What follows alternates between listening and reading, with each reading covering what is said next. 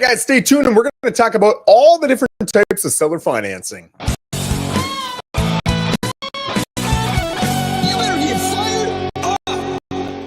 Guys, good to see you. Happy Monday. We're here every single Monday on What's Hot, where we talk about the hottest things in the real estate market. And right now, with rates as high as they are, prices as high as they are, we get a lot of people asking about seller financing. Now, before I go too deep into this, I want to let you know that not a lot of sellers are interested in seller financing. Why? Because just like you, 97% of them want the cash out of their deal so that they can go do whatever it is with that cash, right? Usually it's good. They're going to go purchase another home. Sometimes they want to put it in investments, whatever. They don't have a desire to be a lender and wait with small monthly payments on their cash. They just don't want to. A lot of people in the buyer's seat, for some reason, perceive that sellers want that.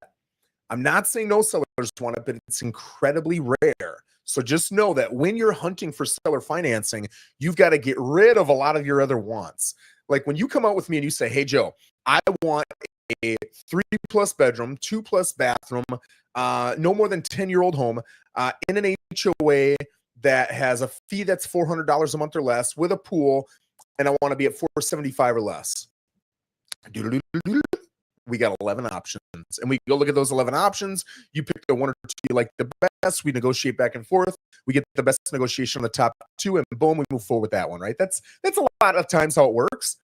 With seller financing, it's different. It's me saying, okay, how much can you afford? I can afford this much. Great. You've got two options. Well, this one's on the east side of town. I don't want to be on the east side of town. Okay, well, then you got one option.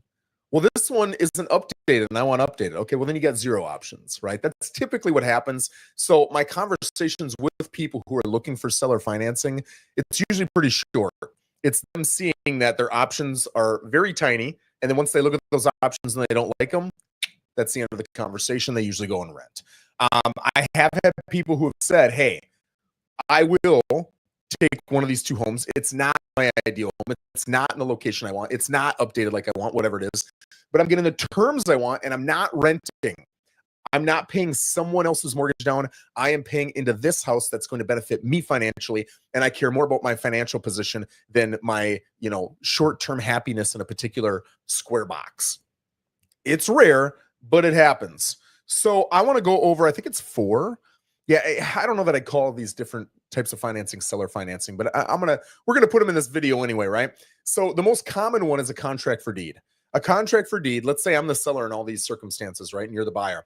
A contract for deed is me saying, hey, you're gonna buy my home and you're giving me a contract for the deed.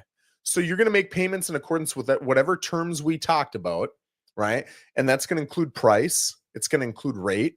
It might include a balloon, which means you're not going to pay it off over the typical 30-year span. You might pay it off in 2 years, 5 years, 10 years, whatever that balloon is. There's different terms involved. I've seen contracts for deed. On homes, I don't think I've ever seen anything other than monthly payments. But I have seen on farms annual payments. You can do whatever you want. You're the bank, right? This isn't Wells Fargo telling you what to do. You can do whatever you want. Typically speaking, if a property is going for $450 and you're doing contract for deed, it's more common to see that price be $460, $470 than $450, or the rate is going to be a little bit higher. Hey, you can normally get rates at 6.5. We're going to be at 8.5 on this contract for deed. And I see buyers saying, well, I don't like that term. And listen, if you can go get financing, you would and should go get financing. If you can't, you're going to a secondary lender. The seller, who probably doesn't want to do this, terms are not going to be as great. The best terms you're almost assuredly going to get, at least 95% of the time, is by going to the bank and getting normal lending, right? The reason you come to a seller traditionally, not always, is because you don't have the ability to do that. If you don't have that ability, you're subject to their terms, right? Doesn't mean you got to take them, but just be aware they're typically going to be worse terms. So you don't own the home yet, but you have the paper that says as long as you follow through with all the terms, all the payments that we've included in this agreement, you're going to get the deed when it's fully paid off. Do you have the right to kick people off your land? Yes.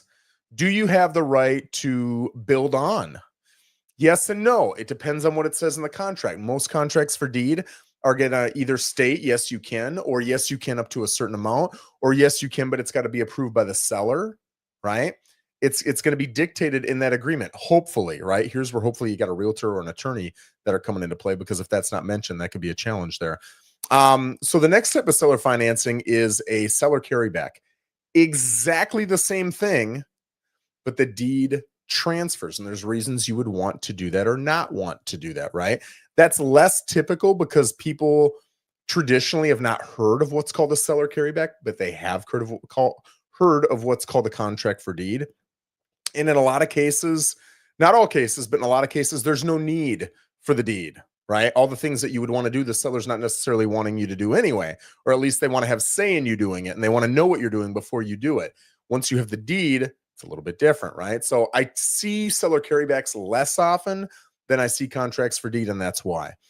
The next one, I don't know that I would call this seller financing, but there's a certain amount of seller compromise or sacrifice for this to happen. So I'm going to lump it in anyway. And it's just really popular right now. It's called subject to, right? Where the buyer is taking the property over subject to the current financing on the property. So let's say I own a property. It's 450 is what we're going to sell it for. And I've got a $250,000 mortgage on my $450,000 property, and it's at 3%, which is a great rate, right? You come in as a buyer and you say, okay, I'm going to take over that. Now I can't think of what it was. Was it 250? I'm going to take over that $250,000 mortgage. I'm not going to apply for it. I'm not going to notify the bank.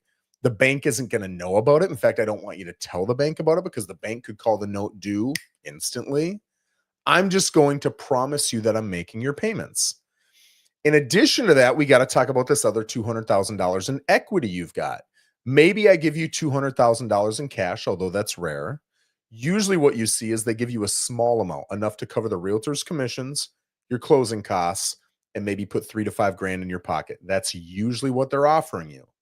But you could get 200 grand, but let's say you don't. Let's say with realtor's commissions, closing costs, and enough to put 3 to 5 grand in your pocket. I don't know what that would come out to, but let's just say it's 50 grand. Okay. Well, that means you've got another 150 grand that hasn't been accounted for. That's where typically, but not always, they're going to say, okay, we need seller financing on that. Maybe it's a seller carryback, maybe it's a contract for deed, whatever it is, but they're going to ask you to finance that as well. I get these offers, probably 3, 4, 5 of these every single listing I get. I have yet to have a seller who says yes to it. I will say though, back when I was an investor in my 20s, this would have been almost 20 years ago. I also did these types of deals as the investor. I was the buyer, and I had to talk to hundreds of people to get one to say yes. They would do it, and it was phenomenal for me when they did it, especially if the rates were better. And the reason I did it, this was in like 07, 08, was people thought, hey, my home is worth 300, but now you're telling me it's worth 250. I want 300. So we would say, hey, we'll give you the 300, but we're going to do it by taking over your current loan. And and we didn't do that because we didn't want to go get, well, I guess we did. We didn't want to go get a loan, not because we didn't want to get a loan, but because a person based on their income can only get so much in loans. I didn't want to keep getting all these loans, and all of a sudden I get a bank that says, hey, you've got so much out in loans, I can't give you any more. So the more we could do subject to, and it was still in the seller's name, the less that impacted us and the more homes we could buy. That was the motivation of somebody who's doing subject to. What's the risk? The risk is I don't know what I'm doing. I can't rent it out. And now I default on that payment, right? Now you've got to take that home back. Maybe you went and bought another home. Well, crap. Now you got 2 houses. That's no good, right? So you've got a lot of problems that are associated with that.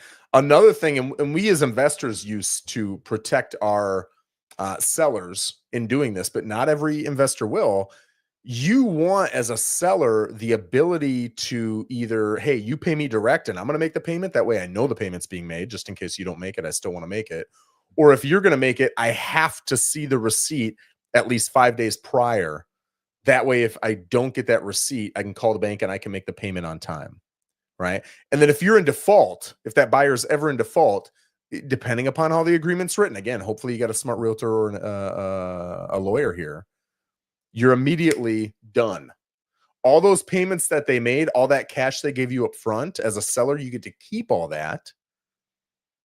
And that buyer is gone. But you get the house back now, which you may not necessarily want. So that's another type. I don't perceive, if you're watching this video right now and you're thinking, okay, what are my options as a buyer to go out and use seller financing? It's probably not something you're going to go after, because it's very complex and there's a lot you need to know about it. And it's very tough to pitch, as if contract for deed isn't tough enough.